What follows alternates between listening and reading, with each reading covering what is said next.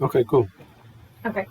So I guess the first couple of questions we have with the homework Mm-hmm. is 2 and 3. Like, how are we supposed to know what transition state it is just by looking at it?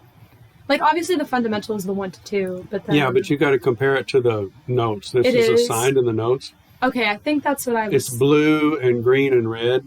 Delta n equals 1 is blue. Delta n equals 2 is red or green, whatever. Okay, I think then I know where But that after you study that and then answer these questions, then I think it'll lock in with you. Because we know that the first one is fundamental, and then we know anything like other... So like, the fundamental is 1 to 2, right? Yes, yeah. So then the next one is, if you go look at that, you'll see it's 2 to 3. Okay, so I think So we these are right all on the 6 to 7. these are all delta n equals 1. Okay. So 1 to 2, 2 to 3, 3 to 4, 4 to 5. And then that would be like... So this would be 6 to 7 then. So that one would be like hot band. Even though it's Definitely like because 6. transition. It starts in level 6, Yeah. and so it has to be a hot band because level 6 wouldn't normally have molecules in it, or electrons as electron or proton. Yeah, I think because we kind of got that. We just didn't know because the second part of the question, like said blank transition. It says blank so transition. It's So it's like, is it a name for the transition? Yeah, it's a hot band. Yeah. Okay. Yeah, we so got then it. the other one is an overtone. Yeah, there you go. Okay, and then what's the other one? Oh. Molecule B is giving us all kinds of problems. So number 10 is asking for the point group. Yeah, basically Yeah. our dispute comes from, does it have a horizontal axis?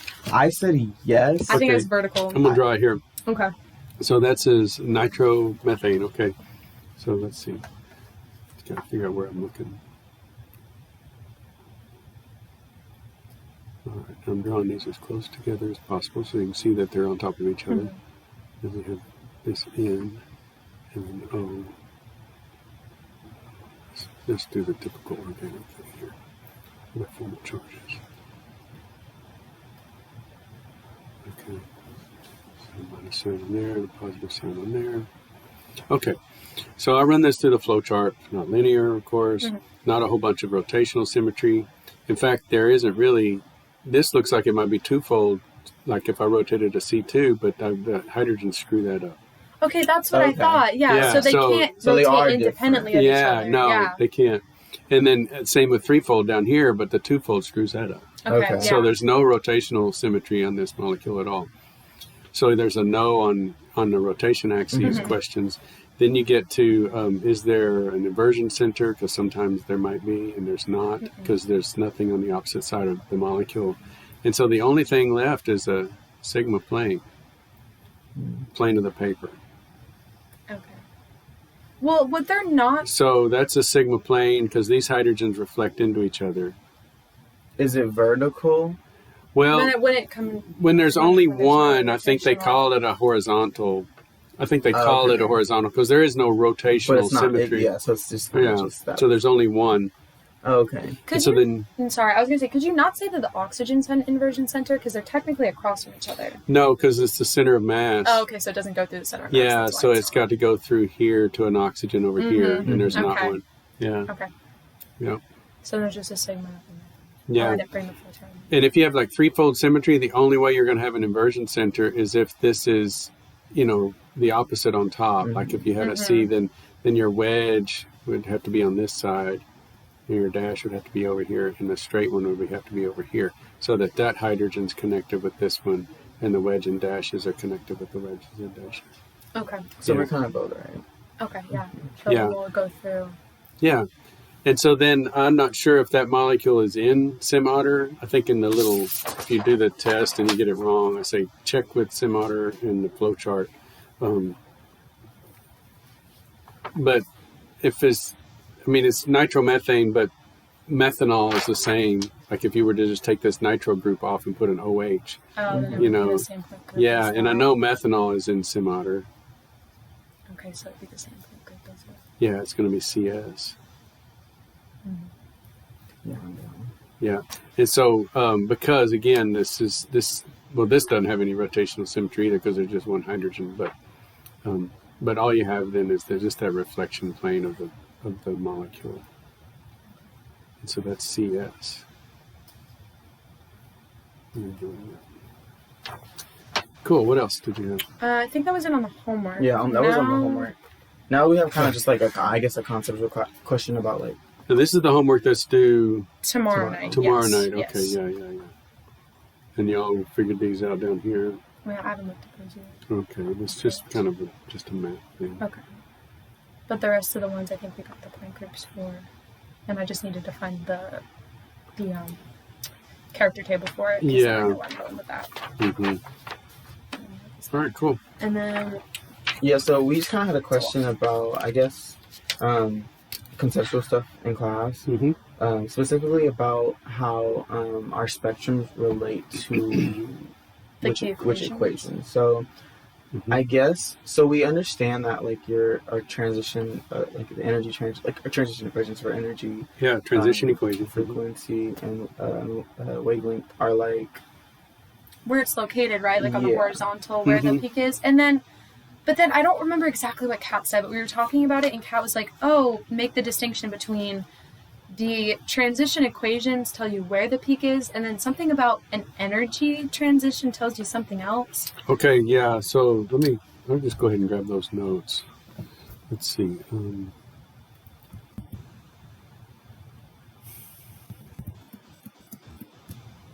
Because there's a lot of transition used, and it's hard to keep the transitions straight. It is, and I acknowledge that because that's what we're dealing with is light interacting with matter, so there's all the transitions. So this is going to be, I'll try this transitions intensities lecture because I think it starts with the transition equation.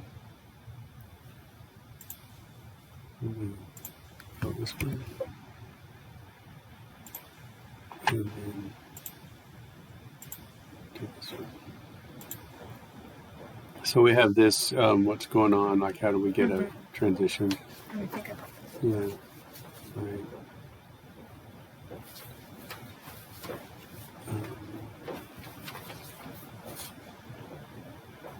Yeah, here are the transition equations.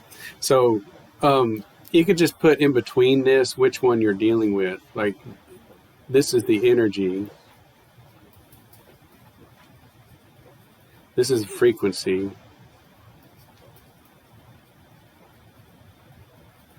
And this one is wavelength. So that's, I guess, what we're talking about. This would be the transition energy equation, which is that difference, E of n plus delta n minus E of n. So that's the algebra. You set this up, take the energy equation, and wherever there's an n, you put n plus delta n, and then do the difference, and that's what you get. That's derived earlier, I think, in the messy math. Yeah. Okay. And then just taking that, this delta E is equal to h nu, okay, and solving for nu, that's E over h, and so you see that we lost the h squared. Now we just have h. So then that's the frequency. And then 1 over the frequency times the speed of light is the wavelength. So everything's inverted, and then you have a speed of light in there. Okay. So those are the transition equations. It's the transition dipole moment. So that dipole moment part is thrown in there. And is that the I part of like that big equation? Okay, so the transition dipole moment, yeah. And that tells how high that intensity is. That's the I of big. Which is the absorbance or signal, right? So lambda goes over here on the horizontal axis, and the intensity is mainly governed by that transition dipole moment integral. Okay. And that was that 4-page calculus that we did, and now we've got the shortcuts for it. Yeah. And so at least we can tell if it's zero or non-zero. Yeah. And that's what we're talking about, allowed or disallowed. And 0 is disallowed or forbidden, and not equal to 0 is allowed. So we'll say, okay. So if it's 0, there would be no absorption. Yeah, so we might have a transition. We can calculate any n and any delta n. We could put in delta n equals 2, which is a forbidden thing in the particle in a box. And so we could have a wavelength there, but if we calculated the intensities, all those I's would be 0. And so even though light is coming in at that wavelength, there's no peak. My question is, because we use the word transition like for these equations as well as transition dipole moment. So I guess what's the distinction between transition dipole moment versus, whatever we This put on piece our right here, x-axis? you just have to, this dipole moment integral, that's the distinction versus transition equation. So the equation is that horizontal Mm-hmm. piece of wave. Yeah. So you just got to be just particular with your language. Okay. Yeah. Okay. And this is a problem I've noticed just with society in general, not just students, but people are less precise in how they speak. We say stuff for everything, but everything's not stuff. We have to, and I'm not talking about you in particular, I'm talking about society is just sort of vague. Yeah. And it hurts you guys when you're trying to learn stuff that's not vague. This is not vague. This is very particular. So equation is an important word. Integral. Yeah. So if you just listen carefully, then it'll click. Okay. And then you remember we were talking about the intensity? If you increase the intensity, then Oh, yeah. Okay. So this is kind of random that I picked out of the notes. So it was about the photoelectric effect, and I know that it's independent of intensity. It's dependent on the frequency. It has to hit with the right frequency for a photon to go off. But then I left the notes in the library, but I'm pretty sure in the first week's notes, there was something I read that said that an increase of intensity is an increase, it allows more electrons to be emitted. Yeah. Or something like that. But I thought if it was independent of intensity, how does an increase in intensity make more electrons emitted? Yeah. So again, this is where, let me just get a new page here. That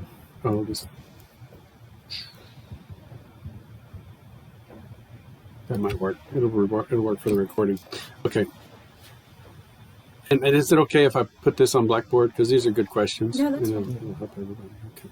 So, in the photoelectric effect, there's, let me think about this. We'll do kinetic energy.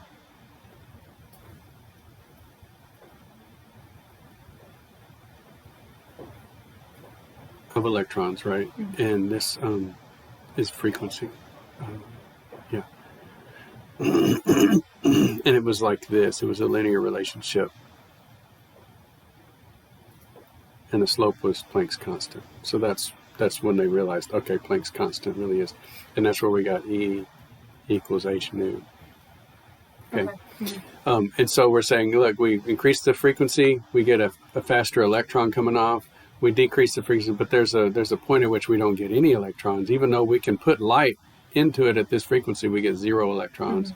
And that was hinting that a quantized level was there somehow.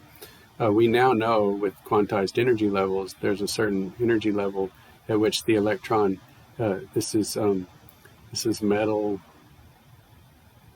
and this is metal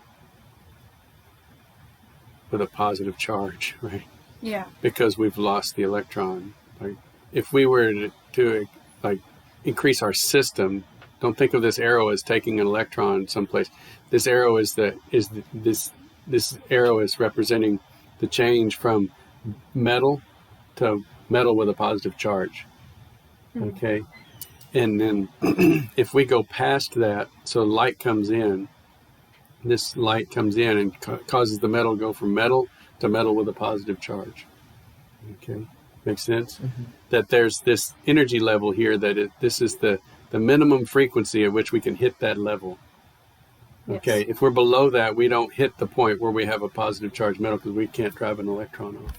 But if light comes in at a greater energy, then this difference is the kinetic energy of the electron, right? Because we created a charged metal. Where's the excess energy go? It goes into the speed of the electron.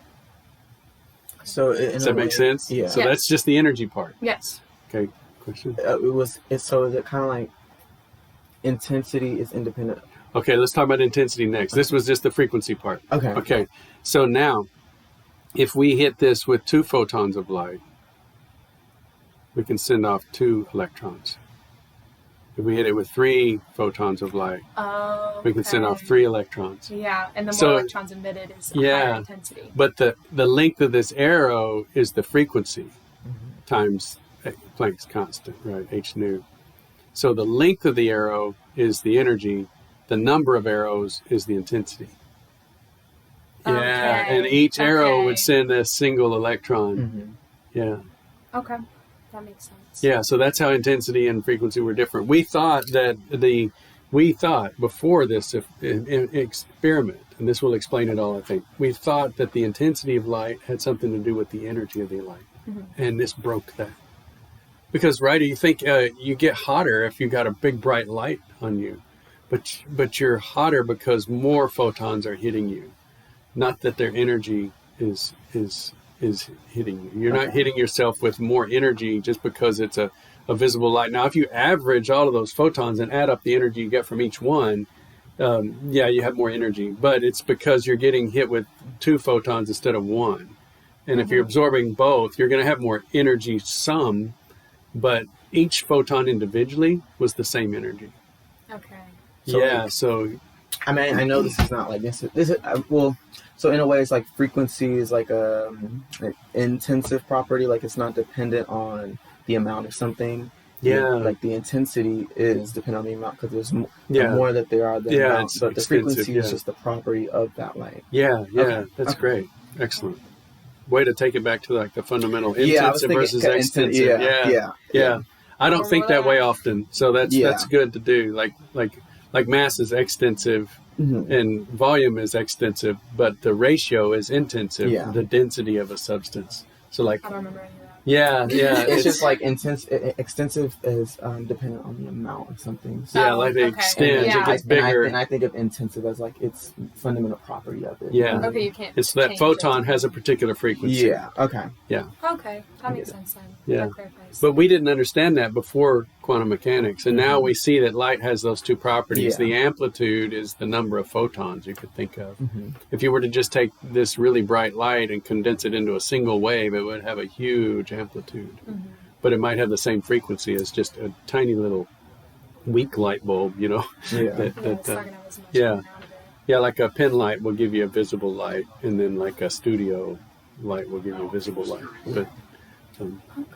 yeah, Okay. Yeah, that makes sense. awesome. I don't know if you have any more questions. I'm on our answer for now. Yeah. Until we study some more, right? Yeah, that's right. Yeah. Okay, thank you. Yeah, cool. Thank you. Yeah, good. Thank y'all for letting me kind of do this Yeah. on Zoom. Of course. Yeah.